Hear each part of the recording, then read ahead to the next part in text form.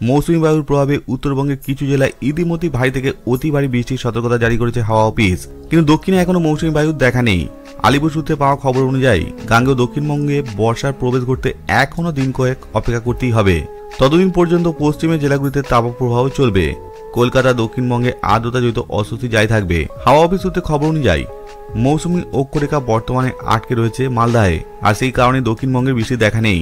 উল্টে আকাশ জুড়ে রয়েছে মেঘের আস্তরণ, যার জেরে তাপ ট্র্যাপড হয়ে রয়ে যাচ্ছে ভূপৃষ্ঠেই। দোষে রয়েছে চূড়ান্ত আপেক্ষিক আর্দ্রতা। সব মিলিয়ে পারদ 40 ডিগ্রি না ছুলেও ফিলস লাইক পৌঁছে গিয়েছে 55 ডিগ্রি সেলসিয়াসে। আর তার জেরেই ভ্যাবসা গরমে কার্যত সিদ্ধ হয়ে যাওয়া দশা দক্ষিণবঙ্গের মানুষের। আলিপুর আবহাওয়া দপ্তর জানাচ্ছে এই পরিস্থিতি বজায় থাকবে রবিবার পর্যন্ত। পশ্চিমাঞ্চলের জেলাগুলিতে চলবে তাপপ্রবাহ।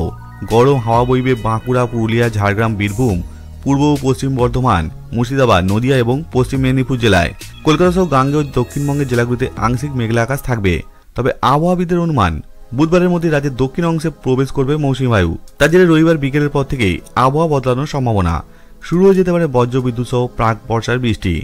তবে তা সত্ত্বেও জারি থাকবে অস্বস্তিকর ভ্যাবসা গরম।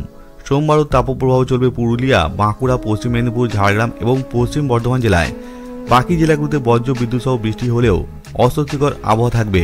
সোমবার বেশি বৃষ্টি হতে পারে মুর্শিদাবাদ, নদিয়া, পূর্ব মেদিনীপুর, বীরভূম ও দক্ষিণ 24 পরগনাতে। বাকি জেলাগুলিতেও অল্প বিস্তর বৃষ্টি হবে। মঙ্গলবার থেকে বৃষ্টি বাড়বে জেলায় জেলায়। উত্তরবঙ্গের দার্জিলিং এবং কালিম্পং জেলায় ভারী বৃষ্টির পূর্বাভাস রয়েছে শনি ও রবিবার।